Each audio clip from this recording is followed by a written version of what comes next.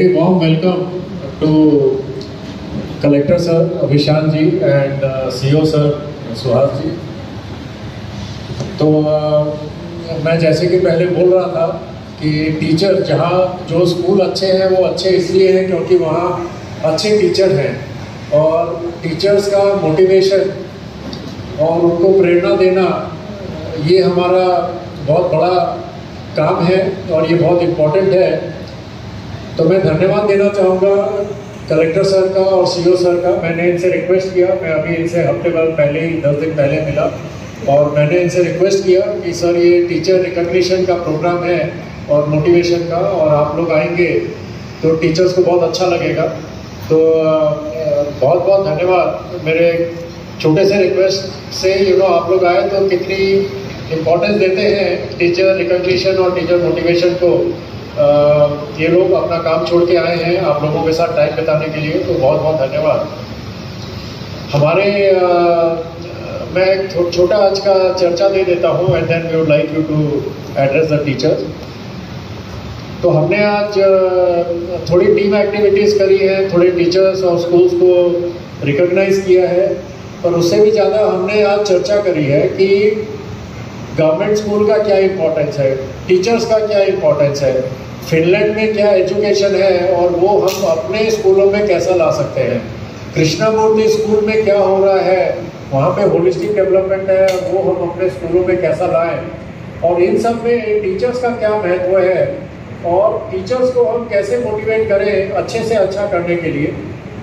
हमने ये भी डिस्कस किया कि गवर्नमेंट स्कूल्स के टीचर जो हैं बहुत वेल क्वालिफाइड हैं, बहुत कंपटीशन के थ्रू आते हैं, सबसे अच्छे टीचर्स हैं, और हम उनको कैसे क्या चीज़ें हैं, वो क्या 5 चीज़ें हैं जो उनको मोटिवेट करेंगी और उनको अच्छा करने और अच्छा करने की प्रेरणा देगी।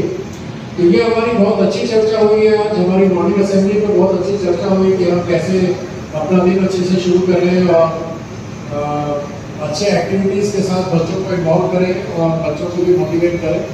तो मैं बुलाना चाहूँगा अभिषेक जी को to give his words of so much. Please have a seat, sir. So, आपल्यासाठी सौभाग्याचा क्षण आलेला आहे। आपल्या जिल्ह्यातील 2 अतिमहत्त्वाच्या व्यक्ती आज आपल्यासोबत आहेत आणि मी असं म्हणतो की शिक्षण उत्सवाला 4 चांद लागलेले आहेत हे दोघे आल्यामुळे। दोघांनाही खूप खूप धन्यवाद तुम्ही आल्यासाठी।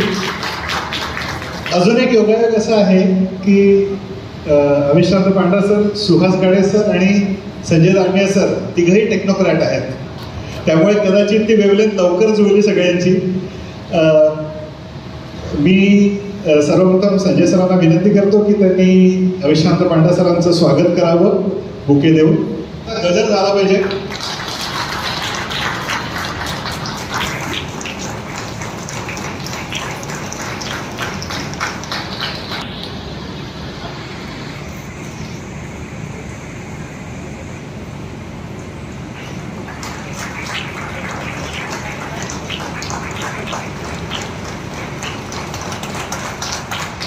सोबत नेहमी बोलणं होत नसेल पण तुम्ही काय करताय त्यांना सगळं माहिती असतं।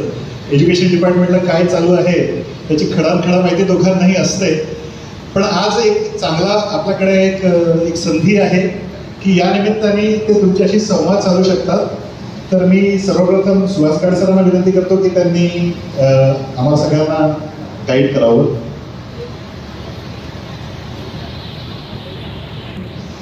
गडचिरोली जिल्ह्याचे माननीय जिल्हाधिकारी महोदय, त्यासोबतच आचार्य विनोबा भावे यांच्या नावाने जो शिक्षणोत्सव आज इथे आयोजित केलेला आहे त्या कार्यक्रमासाठी उपस्थित सर्व शिक्षिका सर्वांना नमस्कार। तर आज मला वाटते सकाळपासून आपले शिक्षणोत्सवामध्ये ग्रुप डिस्कशन असतील, तुमचे एक्सपिरियन्स शेअरिंग असेल, या सर्व बाबींमधून मला वाटतं एकमेकांच्या अनुभवामधून आपण सर्वांनी बऱ्याच गोष्टी आज दिवसभर शिकल्या असतील आणि मला वाटतं तुमचा तो अनुभव आपल्या एकूणच शिक्षणाच्या जिल्हा परिषदेच्या मुख्यतः आपल्या सगळ्या 1,500 शाळा आहेत आणि जिल्ह्यातल्या एकूण 2,000 शाळा, या सर्वांना आपला अनुभव प्रेरणादायी ठरेल. त्यातून काही नवीन विचार घेऊन, काही नवीन चांगल्या प्रकारच्या शिक्षणाच्या संकल्पना घेऊन आपण येणारं शैक्षणिक वर्ष आहे ते चांगलं त्यामध्ये प्रयत्न करू शकू. आपल्याला माहिती आहे की शिक्षण हे पुढची पिढी घडवण्याचं माध्यम आहे आणि आपल्या सर्वांना ज्ञात आहे की आपण एक विकसित भारत म्हणून स्वप्न जे पाहत आहोत की 2047 मध्ये आपण जेव्हा स्वातंत्र्याचे 100 वर्ष पूर्ण करू त्यावेळी आपला देश हा जगामध्ये विकसित देश म्हणून उभा राहील अशी एक संकल्पना केली जात आहे. आणि मला वाटतं ती संकल्पना जर कुठून पूर्णत्वास जाणार आहे त्याची खरी सुरुवात जी आहे ती शिक्षणातून होईल. आणि ही उद्याची पिढी जी घडवण्याची जबाबदारी आहे ती आपल्या सर्व शिक्षकांची, शिक्षिकांची आहे. असं बोललं जातं की जगाचं भविष्य हे फक्त वर्गखोल्यांमध्ये घडवलं जातं, 4 व्यक्तींमध्ये, त्यासोबत आपल्या शिक्षणाच्या सर्व वातावरणामध्ये घडवलं जातं आणि त्या जबाबदारीतून उद्याचा आपला मार्ग होणार आहे. जिल्हा परिषदेच्या या जिल्ह्यामध्ये, गडचिरोली जिल्ह्यामध्ये विशेषतः जास्तीत जास्त विद्यार्थी हे आपल्या सरकारी शाळांमध्ये शिक्षण घेतात आणि दुसरं त्यांना पर्याय नाही आहे. तर इकॉनॉमिक्सचा जर म्हणजे अर्थशास्त्राचा विचार केला तर असं बोललं जातं ज्या ठिकाणी तुम्हाला पर्याय जास्त असतात त्या ठिकाणी तुम्हाला स्पर्धेतून चांगल्या प्रकारचं शिक्षण भेटू शकतं, असं एक संकल्पना आहे. आणि आपल्याकडे पूर्णतः आपण शासनाच्या मार्फत ज्या सरकारी शाळा आहेत त्यामधून विशेषतः आपले जे दुर्गम भागातली सर्व मुलं मुली आहेत ते शिक्षण घेतात. तर मला वाटतं कुठेतरी आपली नैतिक जबाबदारी आहे त्या शिक्षणाचा दर्जा कसा राहील, त्या मुलांना त्या संधी ज्या उपलब्ध होणाऱ्या आहेत त्यात संधी चांगल्या प्रकारे उपलब्ध होतील. आमच्या शासनाचे प्रतिनिधी म्हणून मी देखील या मंचावरून असं आश्वासन देऊ शकतो की आज आम्ही शासन म्हणून प्रयत्न करत आहोत की जास्तीत जास्त गुणवत्तापूर्ण शिक्षण मुलांना मुलींना कसं मिळेल, त्यांना भविष्यातील ज्या संधी आहेत त्या कशा उपलब्ध होऊ शकतील यासाठी आम्ही सर्व प्रयत्न करत आहोत. तुम्ही सर्वजण प्रयत्न करत आहात. शिक्षणामध्ये आता आपल्याला सर्वांना ज्ञात असेल की निपुण भारतमध्ये आपल्याला एकदम मूलभूत गोष्टींमध्ये, पायाभूत गोष्टींमध्ये काम करण्याची गरज आहे असा प्रयत्न आता केला जात आहे. तर त्या सोप्या गोष्टी म्हणजेच काय, FLN foundational literacy and basic numeracy असेल, बेसिक अरिथमॅटिक्स म्हणजे अंकगणित असेल. तर आपल्याकडे सर्वे बरेच आहेत की 5वीच्या मुलाला 2रीचं वाचता येत नाही, 8वीच्या मुलांना पण सुद्धा 1ली 2रीचं गोष्टी अंकगणित असेल, अक्षर ओळख असेल, शब्द ओळख असेल या गोष्टी जमत नाही. तर त्यासाठी या मूलभूत गोष्टींवर निपुण भारतमधून आता प्रयत्न केला जात आहे. आणि मला वाटतं आपल्या गडचिरोली जिल्ह्यामध्ये सर्व शिक्षकांमध्ये तेवढी ती इच्छाशक्ती निश्चितच आहे की आपल्या सर्व मुलांचा शिक्षणाचा गुणवत्तेचा स्तर हा कुठेतरी उंचावला गेला पाहिजे आणि मुलांना ह्या मूलभूत गोष्टी, मूलभूत संकल्पना समजल्या पाहिजे, त्यांना वाचता आल्या पाहिजे, त्यांना बेरीज वजाबाकी गुणाकार भागाकार या मूलभूत अंकगणिताच्या गोष्टी करता आल्या पाहिजे. कारण सोप्यातूनच सुरुवात असते आणि असं सांगितलं जातं की सगळ्यात अवघड कोणती करण्याची गोष्ट असते तर ती सोपी गोष्ट करण्याची असते. तर या सोप्या गोष्टीवर जर फोकस दिला, मला वाटतं की आपण अगदी 8वी 9वीचे जरी मुलं विद्यार्थी असतील आणि त्यांना जर या मूलभूत गोष्टी जमत नसतील तर मला वाटतं आपल्या शिक्षकांची जबाबदारी आहे त्या मूलभूत गोष्टी देखील त्यांना समजल्या पाहिजेत, यासाठी प्रयत्न करावेत आणि तरच कुठेतरी पुढचा त्यांचा अभ्यासक्रम आहे, पुढचा कोणता दिशा आहे ती ठरवली जाईल. कारण आपल्याकडे बोललं जातं की जर तुम्हाला जर इमारत बांधायची असेल, इमारतीवर कळस चढवायचा असेल, तर तुम्हाला पाया मजबूत असावा लागतो. व आपल्या वारकरी संप्रदायामध्ये पण म्हणतात की ज्ञानोबा झाले पाया आणि तुकोबा झाले कळस. तर ते जे त्यानंतर ती कुठे वारकरी संप्रदायाची आपली पूर्ण मंदिर उभा राहिलेलं आहे. तर तो पाया हा महत्त्वाचा आहे. आणि मूलभूत शिक्षण मला वाटतं आपलं आचार्य विनोबा भावे शिक्षक सहाय्यक कार्यक्रम देखील या गोष्टीवर लक्ष देतो की FLN ज्यामध्ये foundational literacy and basic literacy यावर फोकस करतात. आणि त्यातून आपल्या शिक्षकांना देखील हे मोटिवेशन असणं अपेक्षित आहे की मुलं या मूलभूत गोष्टीवर लक्ष देतील. उद्याच्या भविष्यासाठी मुलांना खूप संधी महाराष्ट्र शासन आणि त्यासोबतच भारत सरकार उपलब्ध करून देत असतं. त्यामध्ये विविध स्कॉलरशिप आहेत, फ्रीशिप्स आहेत. तर ह्या शिक्षकांची ही देखील जबाबदारी आहे की आपल्या विद्यार्थिनींना या सर्व गोष्टींबद्दल माहिती असणं अपेक्षित आहे. आता आपल्या जिल्ह्यामध्ये शेड्यूल ट्राईबची संख्या जास्त आहे, शेड्यूल कास्ट आहेत, OBC आहे. या सगळ्यांसाठी तुम्हाला माहिती असेल महाराष्ट्र शासनाची TRTI असेल, भारती असेल, सारथी असेल, महाज्योती असेल.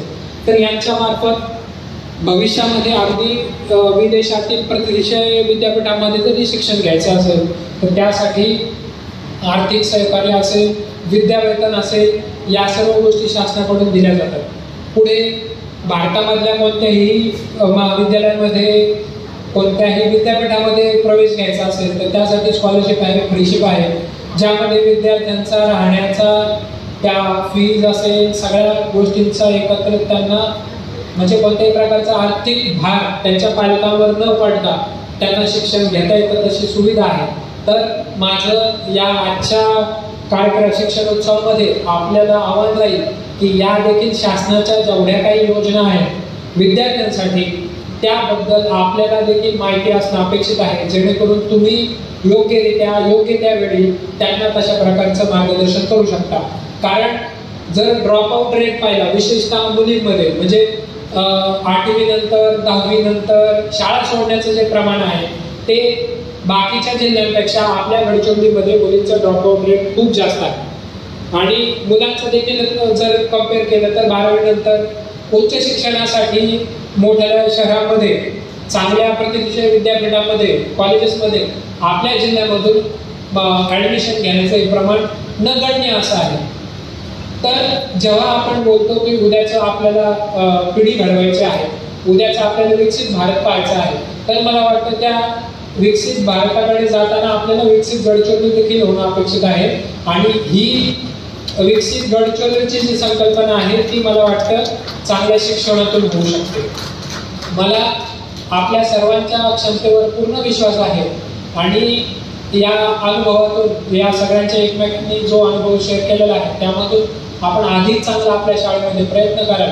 आणि आपल्या सर्व शाळा आपल्यापैकी बऱ्याच जणांच्या आदर्श शाळा देखील असतील, अजून ज्यांच्या नाही त्यांच्या देखील आदर्श शाळा होतील. तुम्ही मला तुमच्या शाळेमध्ये भेटायला सुद्धा बोलू शकता. त्या आपल्या विद्यार्थ्यांशी चर्चा करायला मला आवडेल.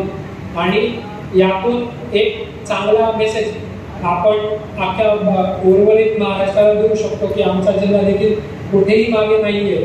आम्ही देखील शिक्षणामध्ये सगळ्यांपेक्षा एक जास्त प्रगती करून एक मॉडेल म्हणून आपण सर्वांना देऊ शकतो अशी अपेक्षा करतो. आणि जे आपल्या निपुण भारतमध्ये आपलं उन्हाळी सुट्टीमध्ये तसंच येणाऱ्या शैक्षणिक वर्षामध्ये जे आपण प्रयत्न करणार आहोत त्यासाठी मला आपल्या सर्वांकडून सहकार्याची अपेक्षा आहे. आणि आजच्या या कार्यक्रमाचं नियोजन जे आचार्य विनोबा भावे फाउंडेशन मार्फत जे केले गेलेलं आहे त्यांना सर्वांना मी शुभेच्छा देतो. आपल्या भविष्यातील वाटचालीला शुभेच्छा देतो. आणि आमच्या जिल्हा परिषदेकडून जे काही आपल्याला सहकार्य अपेक्षित असेल ते देखील मी देण्याची पूर्ण हमी देतो. आणि असंच आमच्या शिक्षकांना वारंवार त्यांची ट्रेनिंग व्हावी, त्यांना काम करण्यासाठी मोटिवेशन मिळावं यासाठी असेच आपण प्रयत्न करत राहावे, यासाठी मी आपल्या सर्वांना शुभेच्छा देतो आणि आपली रजा घेतो. जय हिंद, जय महाराष्ट्र. सरांना प्रॉमिस करतो आहे की सगळ्या अपेक्षा आपण पूर्ण करूयात. आज आपल्या कार्यक्रमाला जिल्हा परिषद गडचिरोलीच्या शिक्षण विभागाचे शिक्षणाधिकारी प्राथमिक बाबासाहेब पवार सर उपस्थित आहे. मी त्यांना विनंती करतो त्यांनी प्लीज स्टेजवर यावं. Sir please.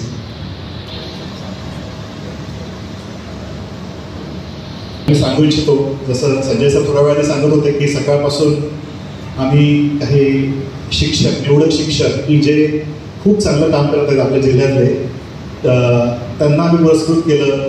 त्यात पश्चात आपले वेगवेगळ्या शाळांमध्ये जे चांगले प्रोग्राम्स चालू आहेत त्यामध्ये चांगला परफॉर्मन्स करणाऱ्या शाळांना सुद्धा आम्ही पुरस्कृत केलं. आणि आता आमच्यासाठी एक सुवर्ण संधी आहे की तुम्ही दोघे इथे आहात.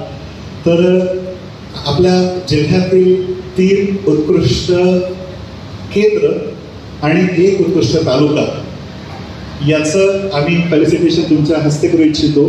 आणि त्यासाठी मी आमंत्रित करतो आहे माझ्या सहकारी वैदेहीजींना.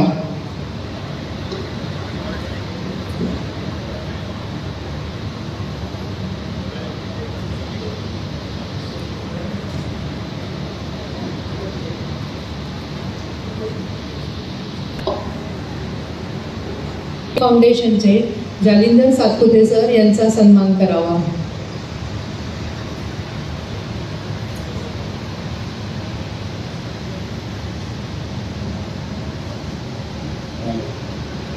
Mastech Foundation has financed us for Gadchiroli and Chandrapur.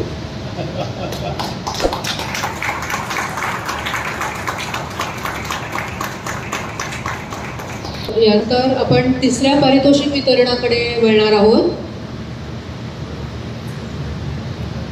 तिसऱ्या पारितोषिक वितरणामध्ये ज्यामध्ये सर्वोत्कृष्ट केंद्र आणि तालुका यांच्याकरता आपण ट्रॉफी देणार आहोत. ज्यांनी शैक्षणिक नवोक्रमांमध्ये उत्कृष्ट दर्जेदार शिक्षणाला चालना दिली आणि त्यांच्या क्षेत्रात प्रेरणादायी काम केले. चला तर मग या विजेत्यांचं टाळ्यांच्या कडकडाटात स्वागत करूया. सतत उत्कृष्टतेचा ध्यास घेत नवनवीन विक्रम प्रस्थापित करणारे केंद्र म्हणजे देवलमरी. केंद्र प्रमुख प्रवीण कुलरवार यांच्या मार्गदर्शनाखाली येथील शिक्षकांनी विनोबा ॲपवर नियमितपणे शाळांचे उपक्रम अपलोड करत उल्लेखनीय योगदान दिले आहे. या केंद्रामधून आतापर्यंत district post of the month, महावाचन club, morning assembly, taluka post of the month विजेते शिक्षक घडले आहेत. विशेष म्हणजे प्रत्येक महिन्यात मी सुहास गाडे सरांना विनंती करते त्यांनी सरांचा सन्मान करावा.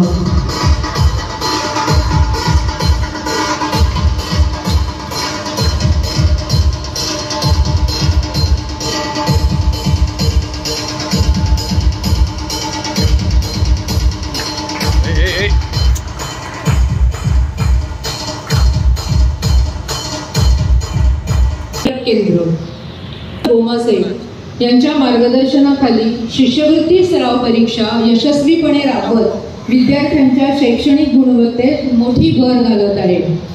जिल्ह्यात सर्वाधिक शिष्यवृत्ती व नवोदयधारक विद्यार्थी याच केंद्रातून घडले आहेत. या उत्कट योगदानाबद्दल केंद्र प्रमुख गुरुदास गोमासे हे पुरस्कार स्वीकारतील. मी गडचिरोलीचे शिक्षणाधिकारी बाबासाहेब पवार सर यांना विनंती करते त्यांनी सरांचा सन्मान करावा.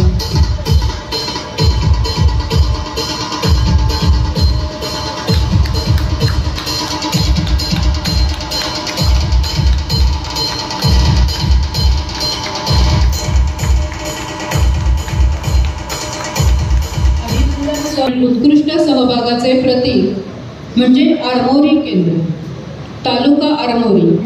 यामधील हे केंद्र सक्षम केंद्र प्रमुख राजेश वडपल्लीवार यांच्या नेतृत्वाखाली विनोबा ॲपच्या सर्व उपक्रमांमध्ये सक्रिय सहभाग नोंदवत स्वतःची वेगळी ओळख निर्माण करत आहे. फक्त विनोबा उपक्रमच नव्हे तर इतर शैक्षणिक उपक्रमांमध्ये देखील आरमोरी केंद्र नेहमी आघाडीवर असते. सतत नाविन्यपूर्ण कार्य, शिक्षकांचे उत्कृष्ट सहकार्य आणि प्रभावी अंमलबजावणी यामुळे आरमोरी केंद्राचा उल्लेखनीय ठसा उमटला आहे. या समर्पित योगदानासाठी केंद्र प्रमुख श्री राजेश वडपल्लीवार सर हे पुरस्कार स्वीकारतील. मी नाकाडे सरांना विनंती करते त्यांनी सरांचा सत्कार करावा.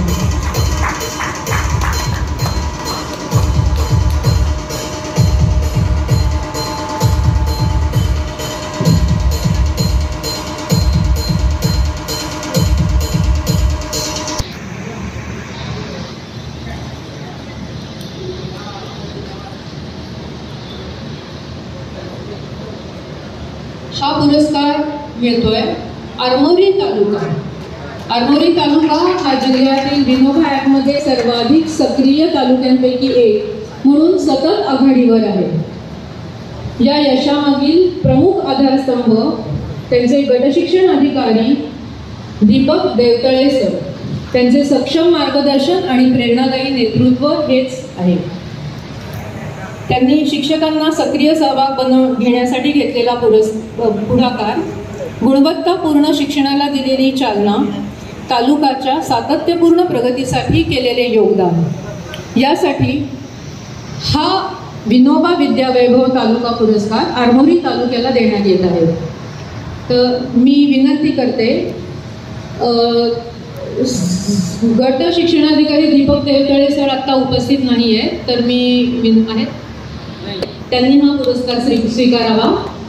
आणि मी कलेक्टर सर श्री अभिषेक पांडा यांना विनंती करते त्यांनी हा पुरस्कार द्यावा.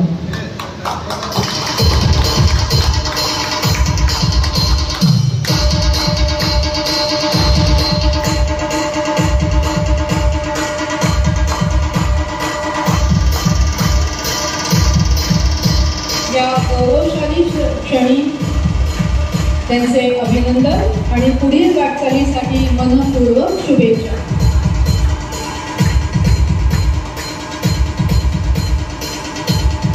विचार शिक्षणाच्या बाबतीत आपण ऐकले आणि आपण आता उत्सुक आहोत आजचं सगळ्यात महत्त्वाचं संबोधन ऐकण्यासाठी. मी कलेक्टर सर अविशांत पांडा सरांना विनंती करतो की त्यांनी आपल्या सगळ्यांना संबोधित करावं.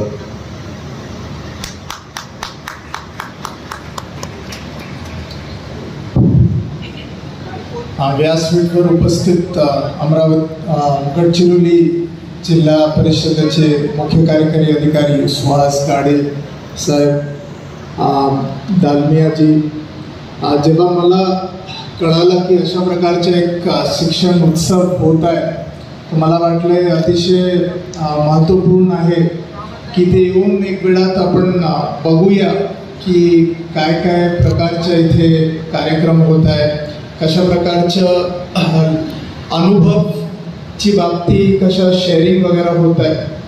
तो अतिशय एक चांगला उपक्रम, एस्पेशली आता गडचिरोली जिल्हा जरी आपण पाहिलं तो प्रगतीच्या दिशेने आहे. आणि प्रगतीच्या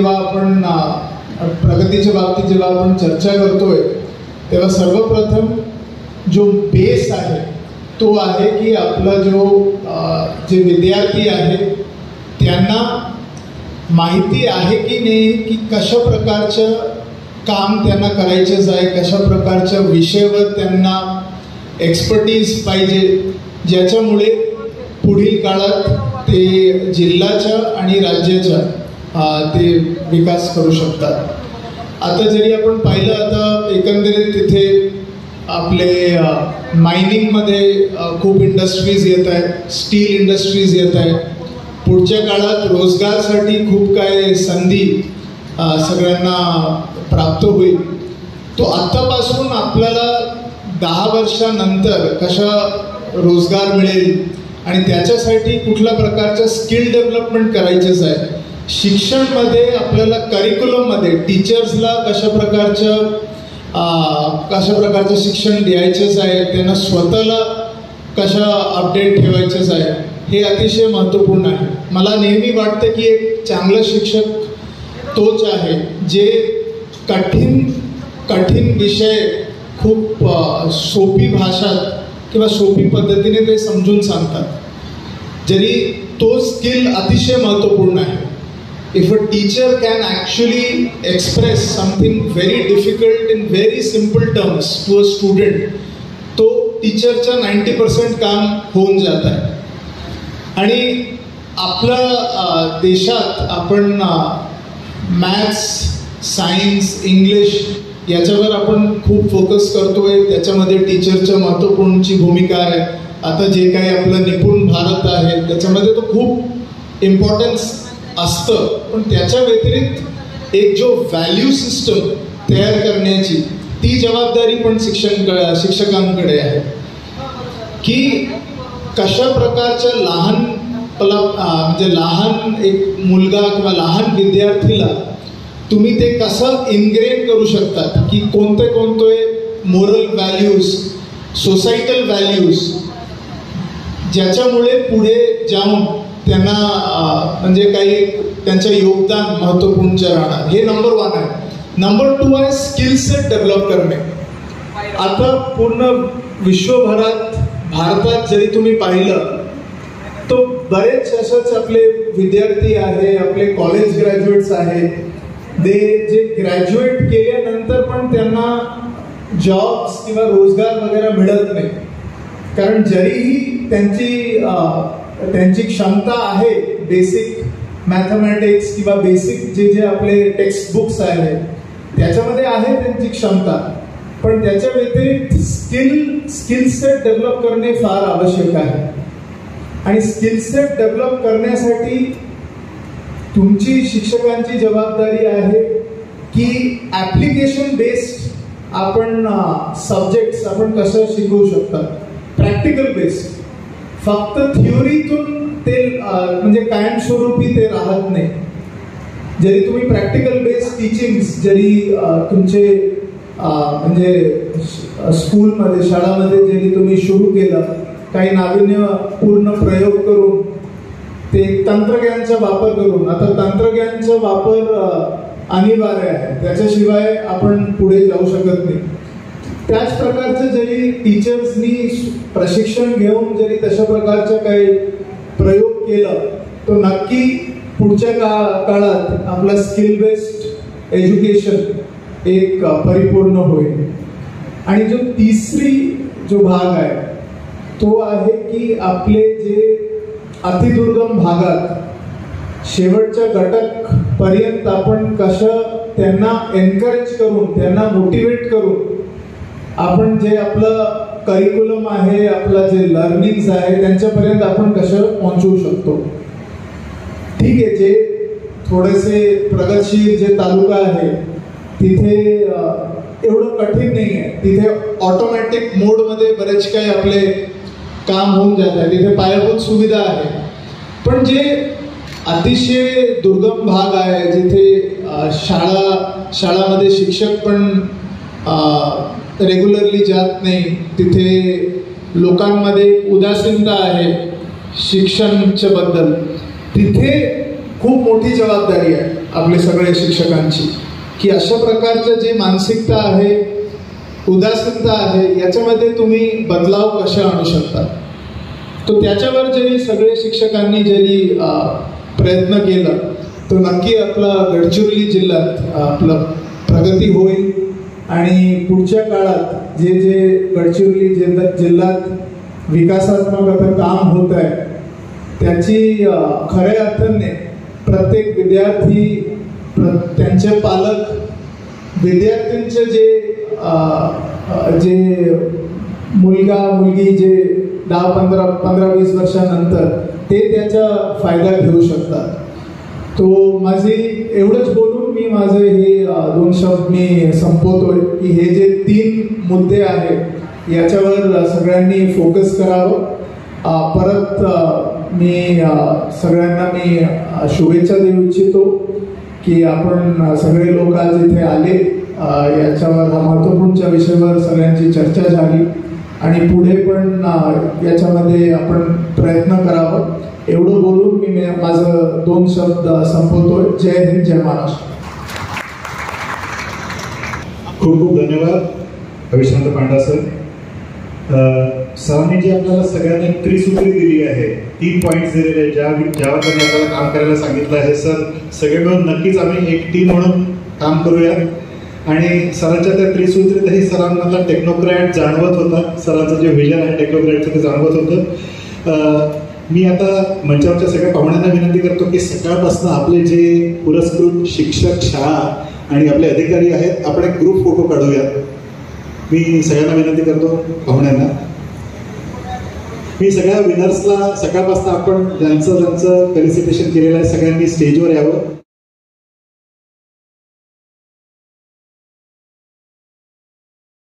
मित्रांनो, माझा व्हिडिओ आवडल्यास माझ्या व्हिडिओला लाईक करा, कॉमेंट्स करा, शेअर करा आणि नवीन व्हिडिओ बघण्यासाठी माझ्या YouTube चॅनलला सबस्क्राईब करा.